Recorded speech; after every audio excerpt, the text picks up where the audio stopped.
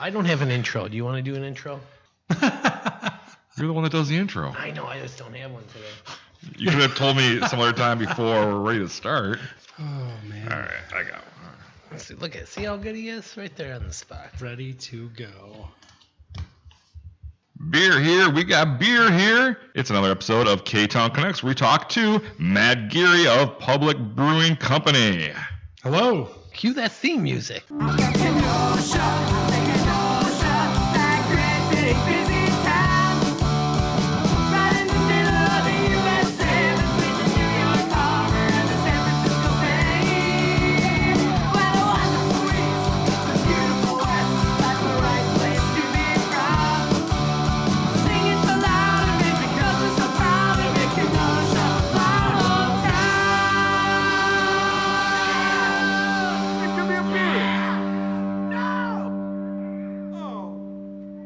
That's how you write an intro. Yeah, that's very good. Welcome to the Ktown Connects Podcast. We are the number one local podcast. Can you believe it? Number one, Jason. Number one. Ktown Connects We are not podcast. number one in anything. We're number one for local podcasts downloaded in the Kenosha area. Do you have that fact? I have it written down somewhere. Yes, I do. Right here on my notes. Interesting. Well, I'm one of your hosts, Donny. Is that because of our big appearance on Lenny Palmer last week? I think so. Yeah, we had a nice plug on the Lenny Palmer show. Thank you, Lenny. That was great. Yeah, so we're here at the Ktown Connects Podcast. We are recording at Luigi's Pizza Kitchen. Located at 7531 39th Avenue. Order those pizza pies Tuesday through Sunday by calling 262-694-6565. You can also order online and check out their menu at luigispizzacitchen.com. Be sure to like us on Facebook, Instagram, Twitter, and YouTube. Check out our website, ktownconnects.com. Hit that subscribe button. Hit it. Drop us a review. And tell your friends about the hottest podcast in town. I have a review here. Where is it? iTunes review time. Oh, let's hear this one. It's a 5-star. Oh, of course. We love those. From Hello Kenosha 1976. Andy, who that is? Eric Foreman? Is that your mom? No. Okay. My mom doesn't know how to work a podcast. Wonderful insight on Kenosha. Love this podcast. I really love getting to know the guests, and the hosts are perfect. That's what it says. Wow. Kenosha is lucky to have such a great podcast. Thank you, Ktown Connects. Well, thank you very much for that, Dad. Thank you. Hello, Kenosha 1976. If you want to shoot us an email, tell us how we're doing, how bad we're doing, or if you want to have a future guest on the show, give us an email at ktownconnects@yahoo.com. You can find this episode ad-free and early on patreon.com. And all our supporters get extra stuff, bonus material like extra minutes with our guests, and a exclusive Q&A with Mr. Donny Stancato. Yes, that's Kevin from Frank Steiner, and you interviewed me. That will never see the light of day to the normal public unless you are a patron. And if you can afford a plan starting at $2 a month, visit patreon.com, Ktown Connects. Hey, Jason, you want to wear our logo on your head, on your chest? Oh, yes. All over my chest. Yes. Well, then order your Ktown Connects merchandise, courtesy of the Letter Machine. You can also go to ktownconnects.com or thelettermachine.com. Find that merch button. Click there. It'll bring you right to the store. Order that great Ktown Connects shirt, mask, koozie. We have it all on there. We want to see you wearing us. And we have to take a moment to thank some of our sponsors. We have Captain Mike's, located at 5118 6th Avenue. We also have Blue Collar Tavern, 2627 63rd Street. Great dive bar. Union Park Tavern, 4520 8th Avenue. Our good friends at Lucci's Grandview, 6929 39th Avenue. And for all those great gifts, stop down at the Pine Blossom, 5925 6th Avenue A. Don't want to forget our good friends at Frank Steiner, Faded Barbershop for Men, Coming Up Roses, and Washed Out Hair Products. We'll hear more about them a little later on. Yes, we will. All right, well, we're here with Matt Geary from Public Craft Brewing What's up, fellas? Hey, thanks for joining us. I heard you're a big problem. fan of the show. A huge fan. Long time listener. Yeah, yes. And he's automatically among one of our favorite guests because he brought presents. Yes, he brought us lots of that. The mayor didn't bring us nothing last week. No, he didn't. Well, I'm a pretty self-aware guy. I know that when you invite the beer guy, there's an expectation. We want to keep everyone happy. So. Oh, awesome. We started out with Sweet Colleen Irish Red Ale, something new you got coming. Or you're bringing back, I guess. Yeah. It comes back every year around St. Patty's Day, but it's this is the first year we're canning it. So that's pretty exciting. Out in the distribution, so we've got it in the tap room, and it's going to be hitting grocery stores and liquor stores around Kenosha and Racine. Oh, yeah. Ooh, I can't wait. Sweet Colleen Irish Red Ale. I just had half of one, and it was nice and smooth. And it was Great job with that. And I moved on to a Getaway Wit. That's Belgian wit classic. beer. Yeah, it's Yeah, a classic that's a long public time. beer. It's delicious as always. You're really treating us very well today. We should have had you on way earlier. We got some Bomb Pop over there. We got some bits and pieces. Yeah, Some delicious we're beers. ready. We're ready for an all-nighter, right? How long does this go? Well, Matt, you didn't grow up in Kenosha, did you? No, this is my adopted hometown, I guess. Where did you grow up? Well, I went to high school way out in western McHenry County.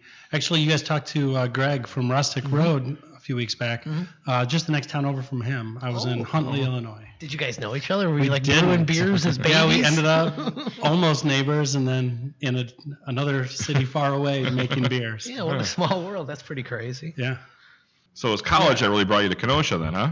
Yeah, I kind of got to a spot where, well, what was cool about being at a small high school, Huntley is a small town, wasn't really big enough for there to be like huge cliques where things were super exclusive. Everybody kind of did everything. Because if everybody was involved in everything, there weren't enough people for anything to happen. Yeah. So, you were, waiting for kids from the musical to finish so they could go to football practice. And like, it was all just, everything was all tied together. So I wanted to go to a relatively small school.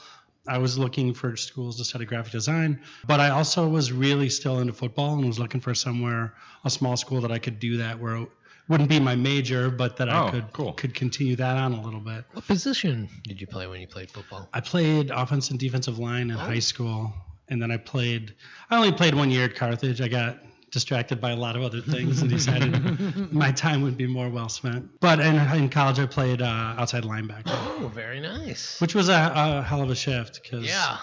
They spent 4 years in high school telling me if I see the ball to fall on it. Right. And now they want me to catch it and run the other direction. I don't know what to do with this thing. So what major were you seeking at? So, I was looking for art, for graphic design. Okay. And I ended up there because they had an awesome art department.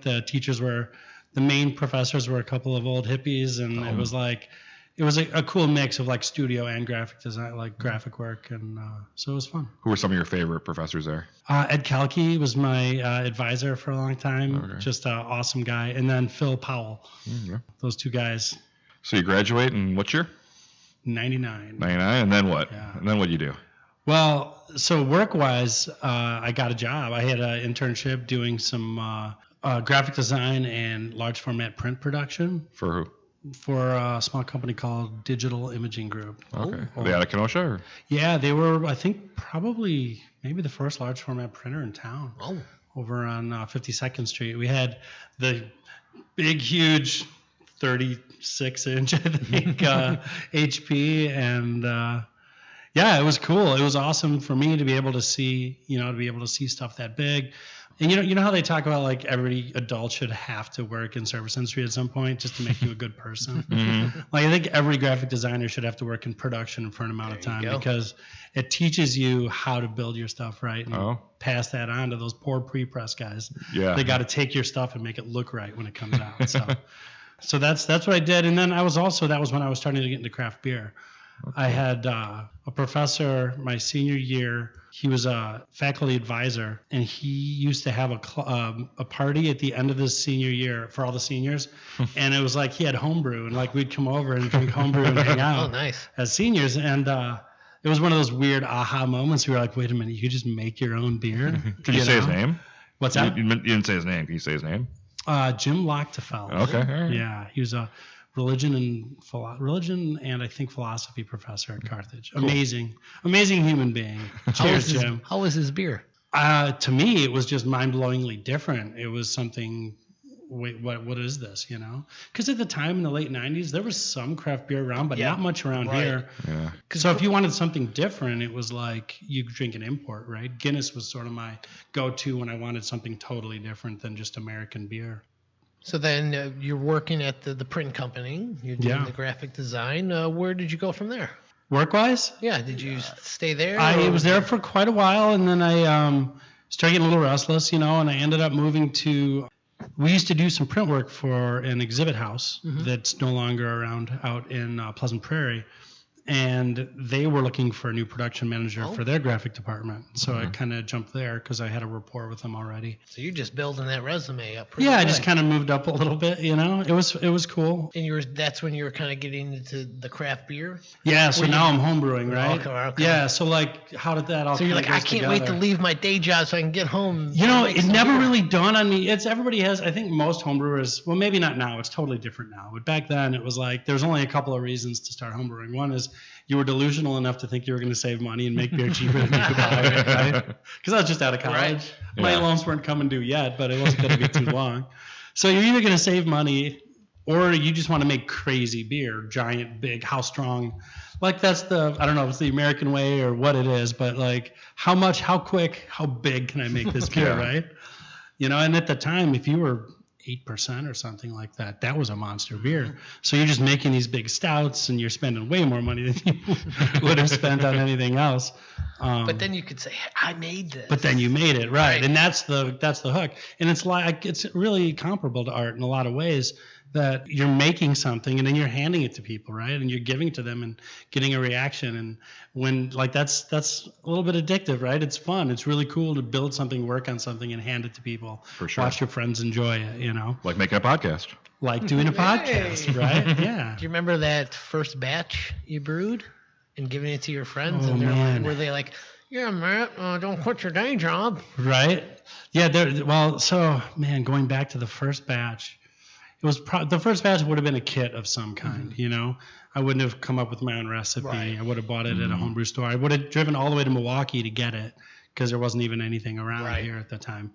And I don't recall. I think it was some kind of a stout. But then, like, after the first batch, I was like, oh, I kind of get this, you know. I did one more kit, but I tweaked it a little bit. There you go. And then by the third time, I was like, all right, I'm going to use this recipe as a base, but I'm just going to do my own thing.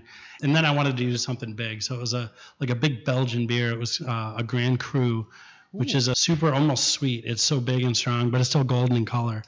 Just delicious beer with some nice kind of spiciness to it. And then the funniest part about that beer was that I found a bottle of it that had gotten lost 10 years later. Oh, wow. And I was at a party with friends, a New Year's Eve party. We're going to toast with Matt's beer. And I opened this one, and I'm like, wait, that's not, what is that? I couldn't even figure out what it was, and I tasted it. And I was like, told everyone in the room, shh, wait, hold on. This is crazy. You guys aren't going to believe what I just found, you know? So everybody got like a half an ounce of it, but it was, it held up. Wet their whistle with that. Yeah. Hey, why not? So, you know, and then it just cascades from there. So that's all happening. I'm learning how to brew beer. I'm still doing that was in a 1-bedroom apartment that I had. Oh, okay. Yeah. So it was a nightmare. It was a mess on my little electric stove in my second floor apartment. I had one of the batches. You put a little, you know, when fermentation happens, it creates a lot of pressure and it blows off all the CO2. But there's other stuff, foam that blows off, and it can plug up the little airlock that's on there that's supposed to let the air out, it didn't in my apartment. And eventually it builds off enough pressure to just blow the top off the fermenter. So I did have a roommate, and he came in. He was like, something happened in your room. It went in, and there was just the wall was covered in this brown foam. Ooh. It was pretty gross. All right, so then you're getting your hands wet, so to speak, with the craft beer, and you're still working your full-time job. You got to make an income to pay for the beer, right? Sure. Did you have that in your head, like, man, one day I'm going to open up a brewery, or was that just kind of it was just a hobby that I was passionate about for a really long time. I think that it started to dawn on me was a couple of things. One was I had switched jobs a couple more times, found a couple of different places, and I kind of realized I was coming to the end. It wasn't, I'd tried enough things to realize it wasn't the companies I was working for. I was just not into that industry anymore. Happy with what you wanted to do. Yeah. I wanted to do something different. So I, started thinking about, well, what would that thing be that I would want to do? And simultaneously, the craft beer industry was just exploding. Right. And it was like, well, if ever there were a time to do it, right? It's knocking on the door for you. Yeah. Hey, so I didn't have any experience commercially, but I was interested. And, most of the craft breweries that are giant craft breweries now were just, I call them homebrewers with a dream, right? Right. They just decided they could, just try it out. See how it goes. And then you've got the opportunity of the industry going crazy. You've got me kind of looking for something new, looking for a change. And then you've got the fact that Kenosha had been, the fourth biggest city in the state at the time. Yep. And there was with not a single craft brewery in it. Which always was crazy to me because it was like, what? There's nothing? It's the home of Miller Lite? Since Brewmasters, right? Right. Nothing. Yeah, Brewmasters was pretty much the only thing. Because, it was a different time then. Nobody really was crafting milkshake IPA. Yeah, well, that's true. They were focused on a lot of German beers, which is super traditional in Wisconsin. So there's probably more. I don't know if this is true, but I feel like it's. I'm just gonna say it. I feel like it's true. There's probably more craft breweries doing German beer in Wisconsin than anywhere else in the country. You just don't see so many of them everywhere else. There's a ton of them here. So. Yeah, because you were pretty much the first brewery in Kenosha, right? Or did Rustic Road kind of beat you to it? I don't know. Yeah, they opened like a month, I think, before we did. So we were kind of, there was that moment of terror. We got to beat them to it. Well, we didn't know. I didn't know they were happening. So I had signed a lease and we're under construction.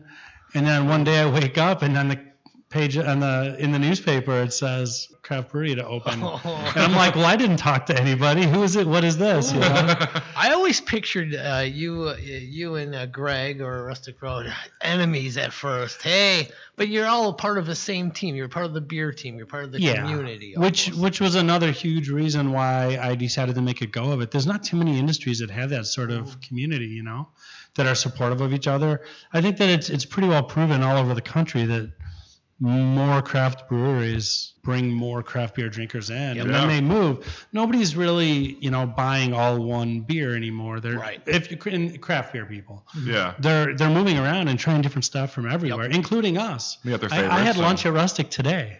Great food there. Yeah, not as good as those great tacos you had. Well, of course not, right? Yeah. But no, so early on, it was funny. We had this moment of like, oh my God, what's happening? We got competition. Was it like 4 blocks away or something? Right. Yeah. We're opening right down the street from each other. But I went and talked to Greg, and he was opening up that weekend. So I just walked over and knocked on the door, shook his hand, said, congrats, this is exciting. I felt it was like we were starting the scene, It felt really exciting. It was a cool time. And he's, obviously you've met him. He's a super nice guy. Very nice guy. Yeah. Almost too nice. Yeah. And the other thing, and this is what's so great about multiple craft breweries, is that everybody's kind of got just enough of a different take. So we jumped the gun a little bit here, but let's go back. When did you have that first thought in your head? Okay, I'm brewing these beers. I got something here. I really fucking got something here. So I second guess and over research everything, right? So I was like, if I'm going to, I don't know what I'm doing. I've never started a business before. I have no idea, Mm-hmm. And pretty early on, just started talking to people. And it was weird because I had to it sounds like a self-help book kind of thing, but I decided I needed to stop saying I want to open a brewery and just start saying I'm opening a brewery. And I swear, as soon as I started saying that, things just started falling into place. It was really weird. Yeah. I started hearing about spaces. I started talking to people ask you where are you going to open? Where? You should talk to this guy. You should talk to that guy. Yeah. I have an idea for you. Yeah, I'm a water chemist. Oh, no kidding. It just all started to happen. And I joked that once I started saying that and started taking steps forward, it was kind of like I was just waiting for someone to say no, and no one ever did. Oh, there you go. It was crazy. Did you quit your job and you went full blown into it? Or I did. So the place I was at, that I won't say the name of, but the writing was on the wall. Things weren't going well, and I was going to be laid off over the summer. So I had formulated this plan heading into winter. And so what I did was I thought, well, I need to really prepare for this. It's been a long time. So I actually audited a couple of entrepreneurial classes over at Parkside. I was like, I'll just audit a couple of classes. It'll get my brain working again on the right kind of stuff. You know what I mean? So I did that. And then come spring, I took like all of my vacation for the year. Nice. And registered for the concise course at the Siebel Institute in Chicago, which is part of the World Brewing Academy. So it's like commercial beer school, you know? So I did this like crazy packed intensive course. So I took all my vacation. I went to Siebel for 2 weeks, and then I came back, and that was in March or April. And then within like a month or two, I got laid off. And it was like, well, you knew it was coming. I kind of knew. It wasn't official, but it was like, okay, well, I guess now I know what I'm doing for the summer is finishing my business plan. Yeah, right? yeah. So I worked on the business plan all summer and started looking for funding in the fall. And I got that all kind of fell into place. And you had a lot of local people donate, right? Yeah, that was talking really about cool Mark too. Ryuta. Yeah, I mean, you know how it's like a mix with those Indiegogo and Kickstarter. Mm-hmm. It's like a mix of like raising actual funds, but also like just getting word out, right? Yeah. Like you're trying to spread Raising the word and let awareness, yeah. people know. Mm-hmm. So it's like that's why it's always the perks, right? It's like, yeah, you're bringing in cash, but you're sending out a lot of stuff. But people know and they're getting excited about what we've got going on. So yeah, so we did that. We did a chunk of that funding. That was pretty cool. And then so you got the funding. You're ready to rock and roll. Are you like, I want to be downtown Kenosha? Yeah, I looked all over a lot, you know. So part of that like transition of me going from a Carthage student to like part of Kenosha, like that was a big step. Was I didn't really know anybody, you know. You go to work and you come home. Yeah. And so, you know, I was going out. I went to a show at TG's one night. Ran into somewhat of a local celebrity, Dean Tallwater. Have you interviewed him yet? Yes. We haven't had on the show yet, but The sign painter, Dean. Yeah, Yeah, awesome guy. Ran into him at a show, and we just kind of clicked, and we were hanging out all the time. And he knew so many people in art and music. He had his studio uptown and stuff. So we spent so much time hanging out up there, and I just met so many cool people. And it was like, well, that was really my connection to Kenosha was art and music, you know, which is sort of focused mostly downtown. That's where everybody was. And, you know, I wasn't interested in the Applebee's or whatever. I wanted to be down here where there's interesting, cool, fun stuff. Yeah. Where everybody's pretty much passionate about what they're doing. So, and then it was like, well, it was one of those weird, like, internal decisions you have to make, right? Like, what kind of business do you want to be? It would be easier, I guess, if I was out there with a ton of traffic driving by. But I prefer to be in a spot where people appreciate what you're doing. Where they come by because they appreciate what you want. Right. And also, I mean, the other part of it was that by that point, I'm in on Kenosha. I love this town. I don't plan on going anywhere, you know. It's my, like I said, my adopted hometown now. Right? Yep. People always ask, are you from Kenosha? And I just say I'm getting to be. Because the lifers, I don't want to step on anyone's toes. Right. But all right, so you got the funding together, you're ready to rock and roll. Decided I wanted to be downtown. What other locations did you look at before you found? Yeah, this is what I want to know. Yeah. So where did I look? There's a couple. One of them is that brick building next to like Kaiser's parking lot there. Oh, yes. Okay. With those big wings on the front, you know? Oh, yeah. That was a really cool building. And it's funny because I've looked at it multiple times throughout the years. And at the time, it seemed way too big for what I wanted to do. And then the next time I looked at it, it was way too small for what I wanted to do. So I guess that means we're growing. That's good. But you always wanted to be downtown, like you said, right? Yeah. Never really looked anywhere else? Yeah. And I kind of looked. You know, breweries are good at kind of bringing people in, right? Mm-hmm. They're good at helping revitalize areas. So I kind of tried to look at a lot of like old industrial buildings in Kenosha, but a lot of them were like along the tracks by neighborhoods and stuff. And I'm like, well, that's probably no one's going to be happy to see that. Yeah. so that nothing really panned out. So you move into this new spot. You're holy shit, I own a business now. Yeah, it's not a bar. A lot of people might have thought it was a bar when it opened up. Yeah, we get that all the time. Yeah, you think it is, but it's not. You know, don't serve shots. You're not open until 2 a.m. You're kind of. And that's part of the one of the challenges, I guess, of being one of the first couple breweries in town.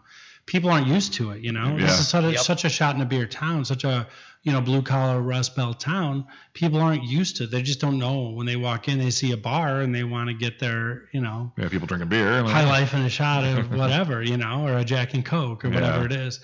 And so, yeah, I mean, there's a lot of people over the years that have walked in and not given us the opportunity to try and find them something. Well, let's take a quick break. We're going to come back. We'll talk a little bit more about how you started, and then we'll get into the bigger and better things with this new location that you have here, Matt. Sounds good. Okay, all right. I'll bring us back in here. Hey, so we're back. How you doing, Donny? I'm doing fantastic. How are you doing, Jason? These beers that Matt brought us are amazing. They're delicious. You can check out Public Craft Brewing Company at 628 58th Street. Great beers. Boy, he brought quite a selection. Matt, how many beers do you have at Public? Oh, man, right now? That's a fantastic question. I came unprepared to answer. Well, let's go this route. We have 24 taps. Ooh. They're not quite all filled, Okay. but we are catching up and putting out new beers all the time.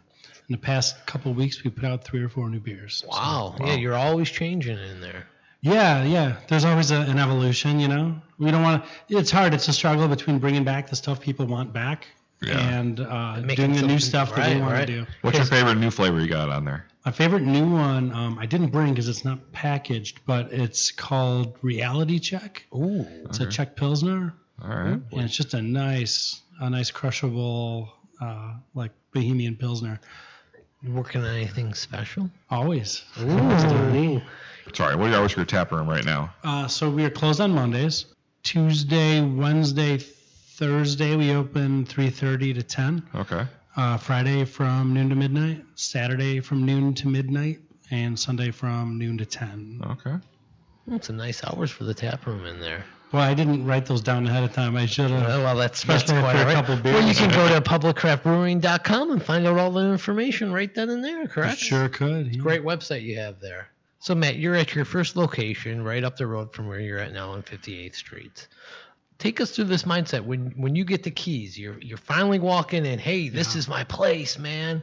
Yeah. What are your dreams? What are you thinking? What's the layout looking like in your head? Well, if you'd been to the old place, you know it's kind of one of those traditional long, skinny city, especially Kenosha storefronts. You know, storefront goes way back.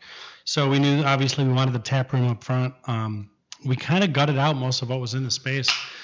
We kept an office where it was. What was in there when you moved in there? Oh, man. Was it There was an art gallery there. Was it the wine store or was that next door? The wine store was next door, Okay. the other half of the same building. Oh, Sommelier, huh? Yeah, but there was that gallery in there for a while. It was kind of just one of these, you know, there's a bunch of them kind of studio spaces where a bunch of artists pitch in and have studio space and a little bit of gallery space. And Cool. So there's some creative finds in there. Do you have a basement in that building? There wasn't, but during construction, so there's a small, on the other side of the building, there's a small little like boiler room. It's like a tiny basement, but there wasn't supposed to be anything on our side. And we had a bunch of friends over. We had to break up a bunch of concrete in the building to put the floor drains in. Oh, okay. And I don't know if you've ever done a jackhammer before. It sounds really fun, and it is for like a minute. It's the worst. And then it's the worst. I put a stump pump in once in one of my. It was a nightmare, right? It was the worst experience of my It sounds life. like it's going to be fun, and it's not at all. Yeah. So anyways, I had friends show up, and they were helping, right? So we were trading off. I'm in the other room for a second, and I hear somebody yell, "We hit wood!" And I'm like, there should not be wood. I don't have time for this. What's going on? Oh, no. Everything's a deadline. So we go over there and they break it up. We move it. And that was when I learned a little bit about the history of that building. One of the things that it was an automotive garage at one point. Oh. And so there were those, the oil change pits where they pull a car over the top of it. Wow. And so I think there was 2 or 3 of them. And all but one of them had been filled in with sand before they put the concrete in. Interesting. But one of them, they just put wood like slats over it and poured concrete on top. So we found this big open like pit. Oh. Climbed down in there, and it was, not very big. Yeah. But there was like somebody's chicken bone from lunch and like a couple of old rusty chunks of metal down there. Wow. So we didn't find anything too cool. No but treasure or anything, It was a good story. Still pretty cool, I wonder yeah. if Chris Allen knows about this. Huh. That building has been so many things. Yeah. I saw a photo of it when it was a grocery store. You saw a photo of it? Yeah. I would love if anybody listening to this has any pictures of those buildings. I was please. talking to Joy about it when she was on the show, and I've been looking for it. That's a weird like dead spot in the stretch of Kenosha history down 58th there. Yeah. Like we've looked and I've not been able to find, some, but not as many pictures of the Barton building that we're in now as I would have expected either. But yeah, so that was fun. There's a lot of good stories and a lot of probably the big thing once we moved in was that my dad had moved up to the area and was pretty much retired. He's a carpenter. Basically, him and I built the whole brewery. So we did all of the work that we could, other than, we dug the hole for the plumber and buried it back in and did everything that we had to do, everything we didn't need our own licensing to do, we did. Yeah, cool. And it was 8 or 9 months we spent in there. So it was a really cool experience, just me and my dad working on it. So that was that was really, really cool. You had some great live entertainment at the old location. You know how to book bands there. I mean, you had some great shows there, and they were so intimate. You're just right there in the middle of everything. Yeah. Fantastic job there. It was a really cool environment. And I can't take credit for most of the bands, especially the stuff from out of the area. Your friend and mine, Kelly McKay. Oh, yes, good old Kelly McKay. Yeah, is the man with the connections. He's got a good ear, he's a really nice guy. And he's made so many connections over his involvement in the music industry that, him being on board with what we're trying to do and trying to do something, again, just like with the beer, we try to do something a little bit different. There's plenty of room for lots of live music in this town. There's plenty of room for cover bands in this town, but I think this town wants some good stuff. I hope so. That's what I want, right? And I hope you're going to bring that to the new public brewery. Right? We have a beautiful band room now. Yeah, so we built a huge, we better get some good bands in because we dedicated a huge chunk of the new space to it. A dedicated room with a stage and a really nice PA, and we can open it up or close it off. So we've got some options there. I mean, if I didn't believe that we could pull it off and that Kenosha was heading that direction, I wouldn't have made this sort of a leap downtown, right? Mm-hmm. All right, Matt. So you put in your time at the old location. Now man, you're expanding. You got to have a bigger spot. Yeah. What are you thinking? You're thinking, oh my goodness, I've outgrown this already. Yeah. How did the Barnes building come to be? Well, I mean, we were bursting at the seams. It was sort of a gradual thing. You start making beer. You have our system was a 3.5 barrel system. We make about 120 gallons was what you get, about 14 quarter barrels on a single batch. So you're making that. Now all of a sudden it's like, okay, well, let's get some bigger tanks. We're going to brew double batches, right? Yeah. And those are like 14-hour days. So you're doing that more often. You're starting to do that. And then so you add more tanks. You run out of space to put more tanks, so you can't brew anymore. So then it's like, well, how do we make this work? We're trying to book more music, but we don't have enough space to put seats. Yeah. So we're just kind of bursting at the seams all Right. over. When I first started thinking about it, I had looked at the Barden. At the time, I had talked actually with Hani from Culinary Infusions, who's actually our neighbors now upstairs, and said, hey, what do you think of this? You think this could be cool, right? And we went and looked at the space. And I swear at the time I thought, I don't think I can put a 30-barrel system in here. There's not enough space. It's just not big enough, And what I really learned in that exercise was that there was no possible way that me, as the small business owner that I was, could manage and finance and handle that entire. It was just way too big of a project. Right. So it had gotten put away, and then things changed a little bit in the industry. We kept making as much beer as we could, and then that's when everybody started focusing so hyper local because there were so many breweries. Yep. So it wasn't about making enough bits and pieces to spread all over the Midwest or hit the coasts with. It was about how many different beers can you get people, because they always want what's new. You'd hear it all the time. Right. Yeah. We come out with 4 beers last week, and then next week they're like, what do you got coming out? Right? So it's like you need variety all the time. Gimme. Yeah, so it's like, well, 30 barrels of beer, that's crazy. We don't need that much capacity, because you're gonna be stuck with 30 barrels. That's 120 quarter barrels from a single batch of beer. So one day's work, right? You're like, what am I going to do with all that bits and pieces? Yeah. We're not there yet. So, all right, scale it back down, start looking at something more like a 15-barrel system, which is what we went into. So it's almost 5 times, 4 to 5 times the size where we were. But it's a big system. Conventionally, that would have been like a brew pub system. But that's what people want. They want variety all the time. Yeah. So anyway, so we started looking at that, and then it was funny because the Barden building had sort of fallen off. It was always sort of a white whale, because it's such a beautiful building. Like the vibe of it was just feels like it could be a brewery, right? That red brick and stuff. It was just so cool. And then one morning I heard that the city was taking RFPs for development. Like, yes. And I was like, no way. Well, that's interesting, And the next morning I walked into the office and I get a phone call from one of the guys at Whiskers, who is our developer. saying, "Hey, have you ever thought about expansion?" Oh shit! Were you I like, laughed at the guy. I never met this guy. I laughed on the phone. I was like, "Yeah." Well, you should say that. Funny you should say that. Yeah. Exactly.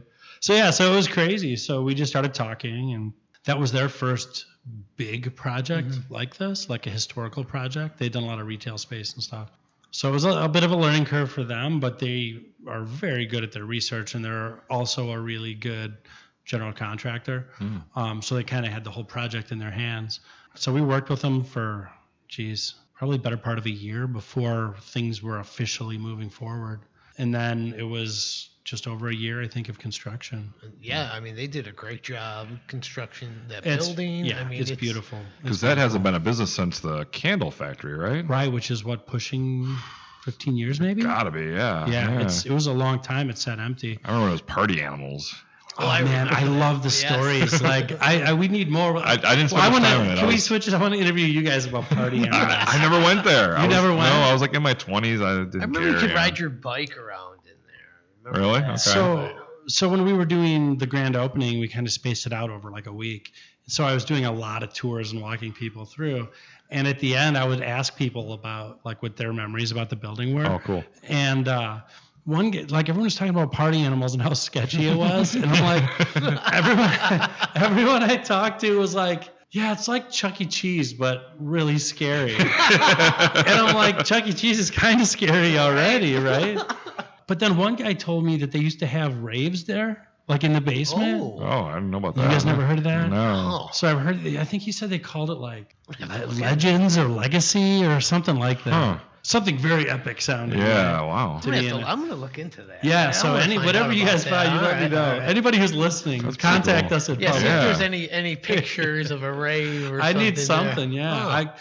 We've tried really hard to keep a lot of the history. I mean, we did get historical certification stuff for the building, so we kept everything is on the interior and exterior as much as we could. But like the story of the history is like, that's the stuff that craft beer is so about, the story, right? Like people want to know, why is that beer called that, or how did you come up with this? Yeah.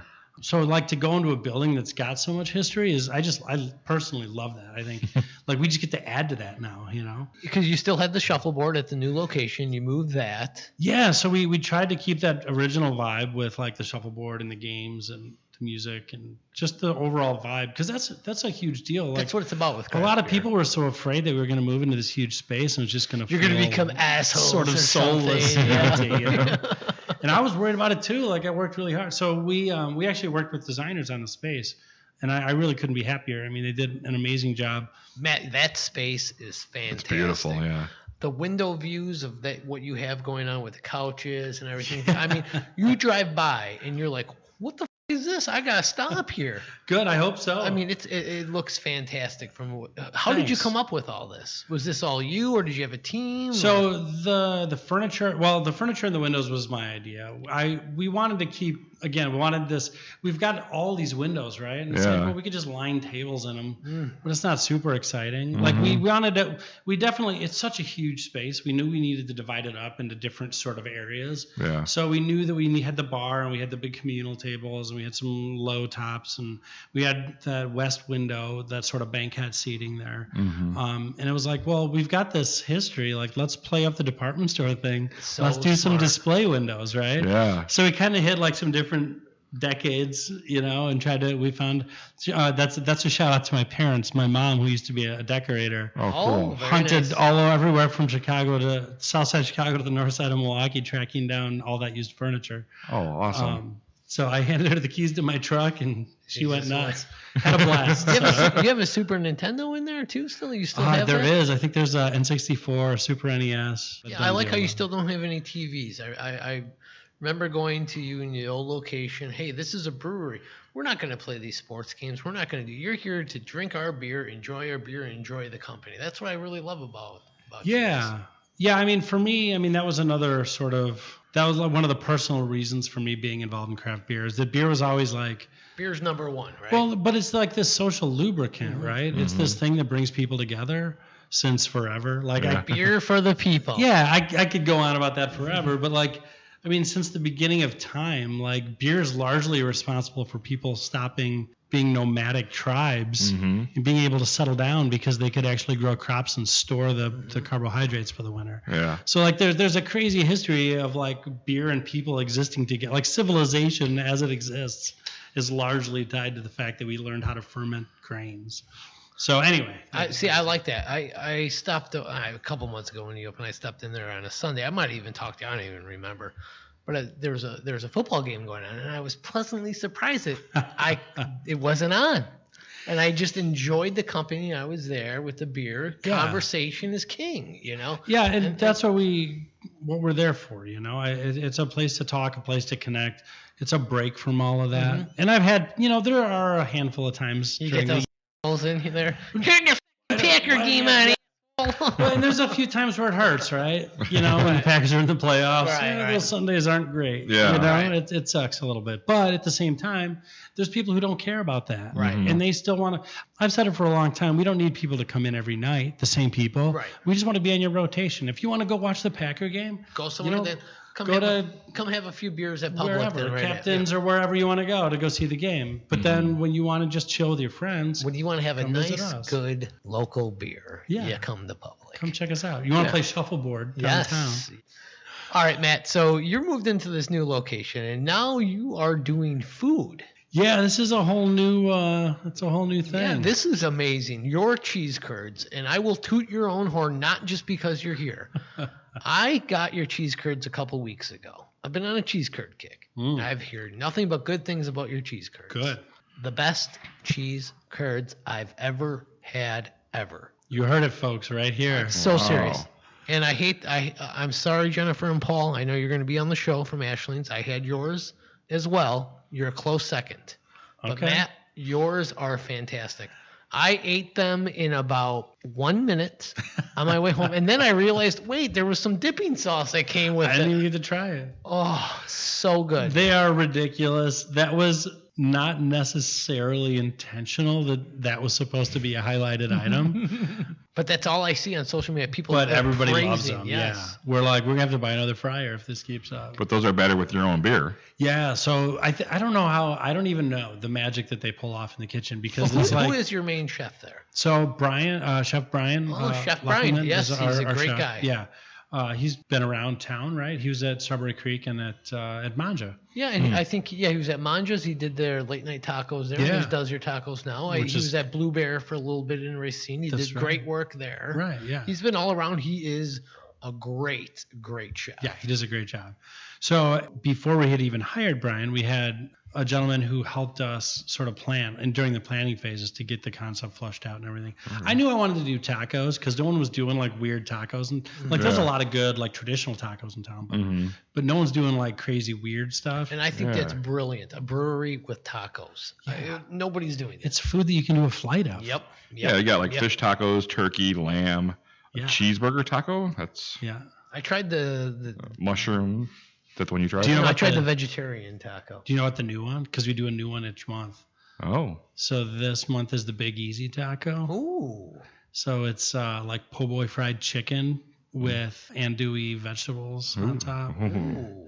It's so good. And there's like a black pepper sauce. It's so good. Ooh. So you get to sample this all, right? Oh man, like, I'm there for the development. Yes. I gotta give the thumbs up, right? So I gotta do that stuff. It's bad for my belt. Well, you know.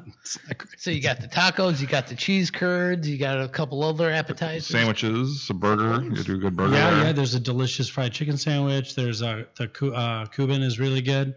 So what made you want to get into the food? You just had to. I didn't. I was so resistant for a long time because I have a ton of respect for everybody that I know in the restaurant business. And I'm like, I don't know how to do that, you know? But you felt like you had to, huh? Getting a bigger spot. So we knew, I mean, just from a business perspective, you've got space to fill up. You need people to come in and hang out a little bit, you know? Mm-hmm.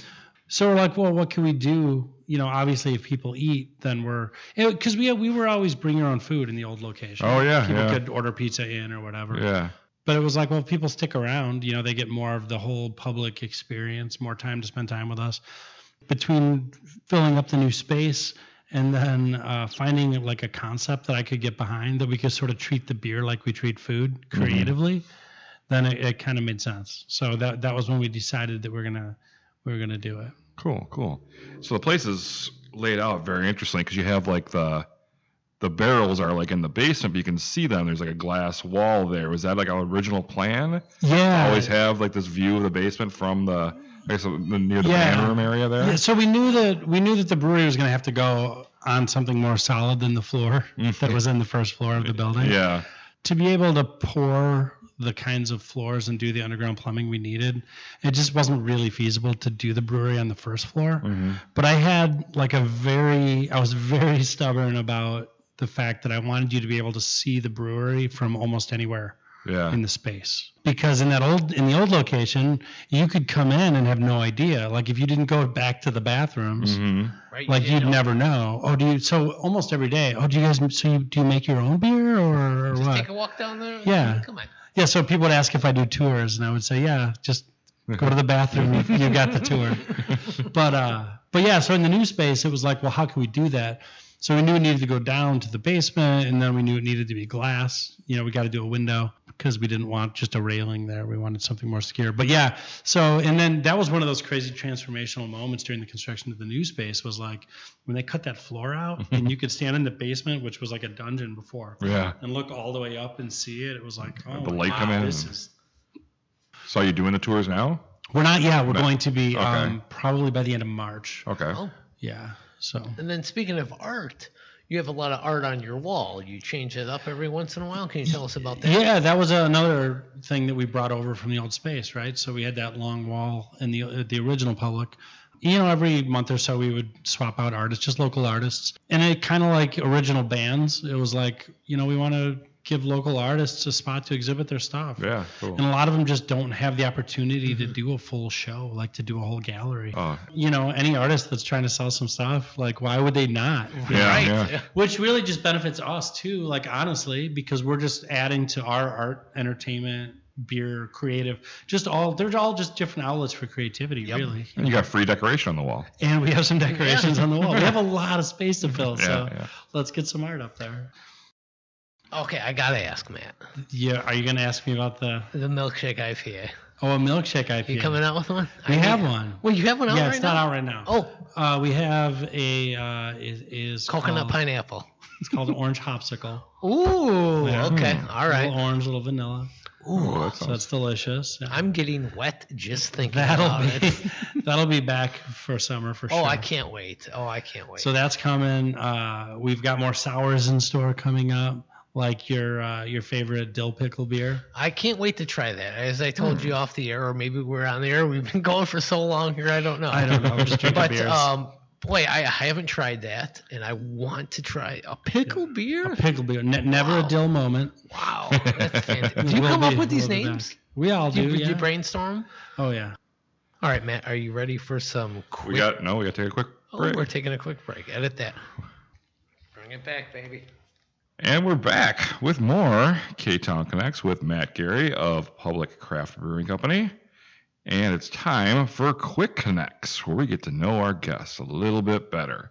And Quick Connects is brought to you by washed out, locally owned hair products. From the suit and tie businessman to the Motorhead leather jacket rocker, Washed Out is loved by those seeking the best hair products at an affordable price. If you want that great Donny Stancato look, visit washedouthairs.bigcartel.com for details. All right, Matt, here's a couple questions for you. Yes, sir. Yeah, you've been in Kenosha for a while. Yes. Favorite park in Kenosha? I mean, you got to go Wolfenbüttel, right? Like right down by the marina. I mean, I walk my dog down there all the time. That's a great park. It is a great park. I was supposed to get married in that park. Oh, yeah? Yeah. How'd that go? It rained, and then we got married inside. That's supposed to be good. It's supposed to be good luck, But right? then we got divorced, so. I'm divorced too. It's okay. Hey, perfect. So isn't it ironic? Yeah. What's your favorite streaming service? What am I watching right now? Right now I'm binging through High Maintenance on HBO. Ooh. High Maintenance. Okay, that was my last question. What you're watching right now? So. Yeah. So we'll do a twofer on that. Okay. Let's see. What's your favorite movie of all time? Ooh. Of all time. I like really diverse stuff. So like the easy G-rated answer is probably Princess Bride. Okay. I mean, it's that's up there. It's a great movie. But I like Kevin Smith stuff a lot too. Like Clerks, probably. Clerks is a great one. Besides your own place, what is your favorite Kenosha spot to see a band? I mean, probably some of the best shows. One of the best shows I've ever seen in Kenosha was Reverend Peyton at TG's. Oh yeah. That was fantastic. And it was just something crazy about the fact that it just seems like you shouldn't be able to put a band there, and they do anyways. Yeah. I love that. Yeah, I was at that show. That was a good time. Yeah. Your favorite pizza place in Kenosha? Oh man, I feel like I'm gonna get struck down if I say something other than Luigi. You don't have to say Luigi's Pizza Kitchen. You don't have to. I don't. They're not listening. Okay. They don't listen. They don't. Watch the next podcast. It's gonna be broadcast from somewhere else. When I say that my favorite pizza place in Kenosha is Sal's. Fantastic place. I have not tried Sal's yet. I hear good things. A lot of people bring that up on the podcast. Yeah. They have great pizza. It's amazing. What is your go-to karaoke song? I don't have that. All right. No, you don't do karaoke? I don't. I'm a super appreciator and a consumer of music. I am not vocally talented. So have I ever done karaoke? Yes. Oh, that's what we want to get at here. Yeah, but it's never good. It's not a good thing. What'd you do? It's always like some generic pop rock crap. Yeah. Because it's like vocally super easy. Like it was probably the 90s last time I did it. So what was it, like Eve 6 or something, right? It was like, yeah. It really is. And final quick Connects question. Oh, yum. Big star or the spot? Oh man, I'm gonna have. I'm afraid to answer this question because it's not a hard question for me, but I know that it's polarizing. Okay. Spot. Okay. All day. Spot's good. And that's because I was at Carthage on the north side, and they had the north side location at the time. Oh yeah. And they were open till 2 or 3 in the morning. Year round, yeah. That was the lifesaver. Yeah, now it's a car wash, right? That location, right? It's weird. Yeah. Coming up next is... It's Trivia, and Trivia is brought to you by Coming Up Roses Cleaning and Organizing, a fully insured cleaning and organizing company. They will keep your home or office clean without judgment or hassle. No job is too big or too small for them. So support this locally owned business, Coming Up Roses Cleaning and Organizing. Give them a call at 262-748-6978 or look them up on Facebook. That's Coming Up Roses Cleaning and Organizing. It's trivia time. It is trivia time where we challenge the knowledge of Donny versus our guest.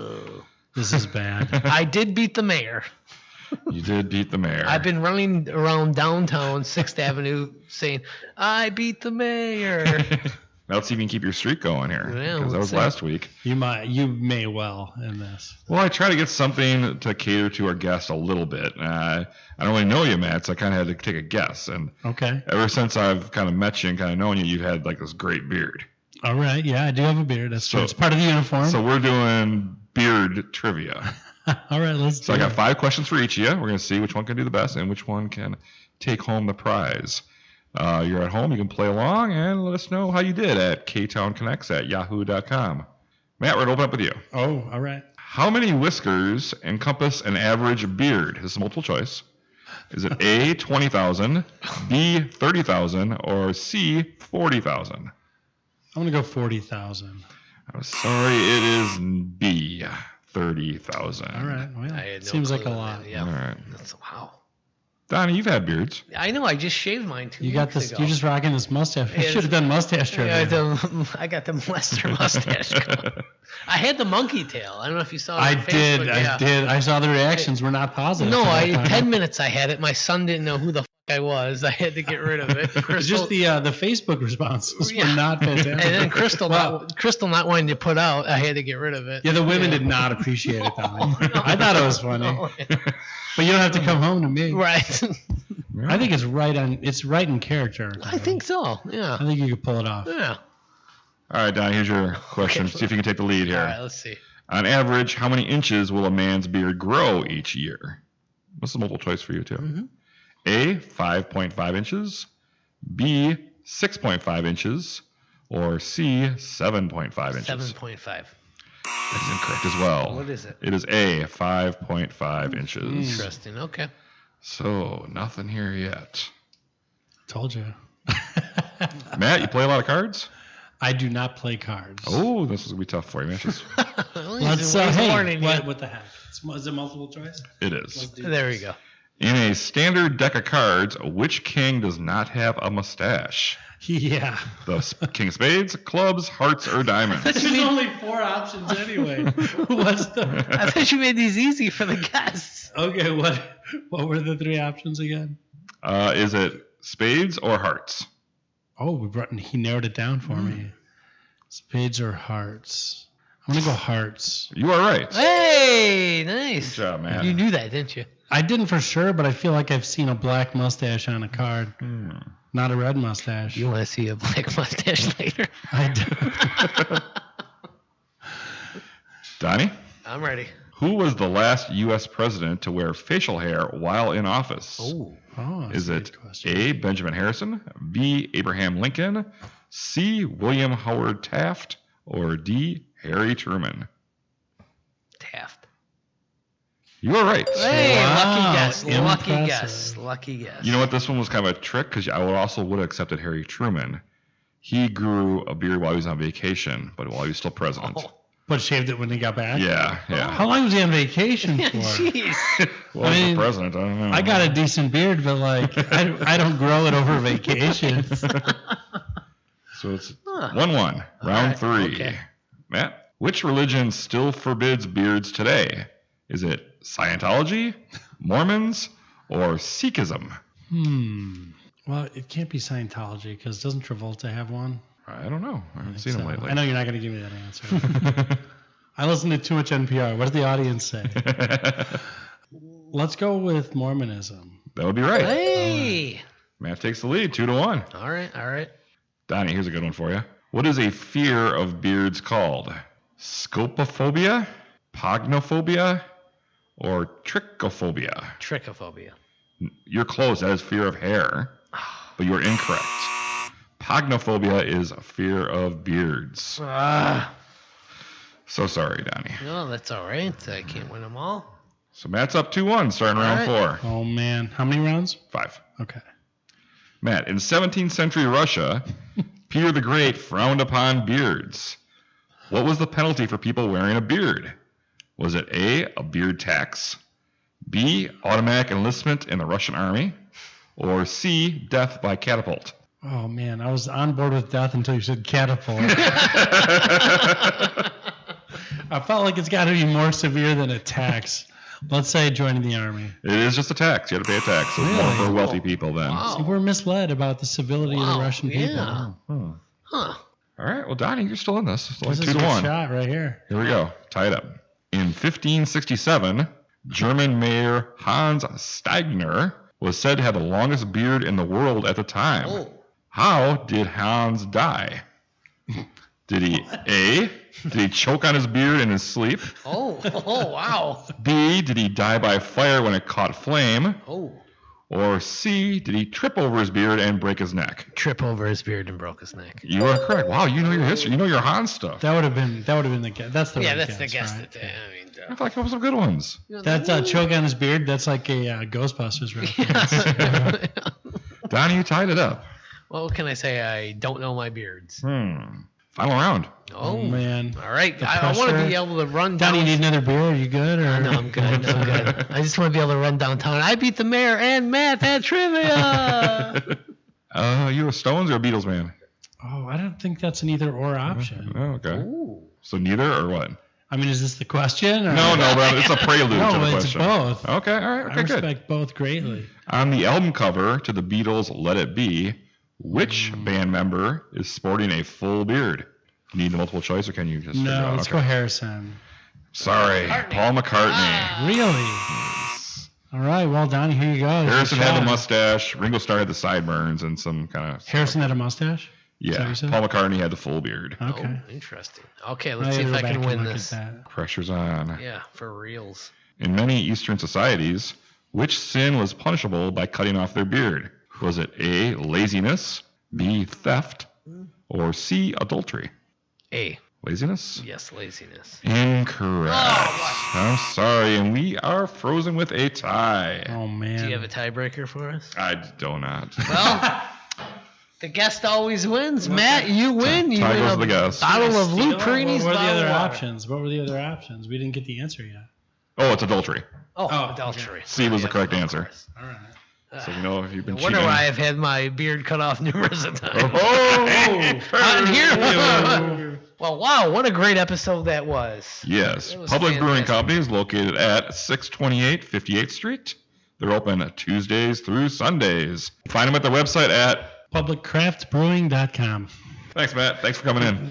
No And problem. Thanks for Thank the you, beer, man. guys. That's great. Matt, thank you so much. That was so much fun. We really got to know you and how you made your successful beer company. Thanks for having me, you guys. Well, thank you so much. And hey, Jason, let's thank our sponsors before we go out. yeah. Luigi's Pizza Kitchen, Bluhorn Digital, Captain Mike's, Downtowner Saloon, Blue Collar Tavern, Union Park Tavern, our friends at Lucci's Grandview, The Learn Machine, The Pine Blossom, Coming Up Roses Cleaning and Organizing, Washed Out Hair Products, Faded Barbershop for Men, and Frank Steiner. I got them all in there. Hey, Jason, what are we doing here? We're getting drunk off some Beads and Pieces India Pale Ale from Public Brewery. Public Craft Brewing Company. Just don't call them Public Craft. Edit. Thank you so much, Matt. We are connecting Kenosha. I'm from Kenosha, I say Kenosha, that great big busy town. Right in the middle of the USA, between the New York Harbor and the San Francisco Bay. I'm from Kenosha, I say Kenosha, that great big busy town.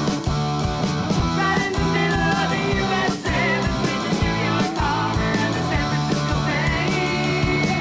Where the wonderful East, the beautiful West, that's the right place to be from. Sing it so loud of it because we're so proud of it, Kenosha, my hometown. Give me a beer. No. Oh. So I'll tell you the one thing that we like that drives me nuts. So I'll ask you not to do it. You probably will because everybody does. Don't shorten it to Public Craft. Okay, That's Public like Craft. it's either you can call it Public or Public Brewery or Public Craft Brewery, but Public Craft bugs me. From day one, I had people read it that way, and I was like, oh no.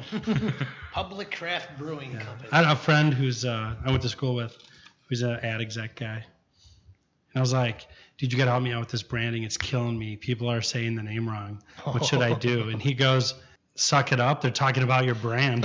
Yeah. Fair enough.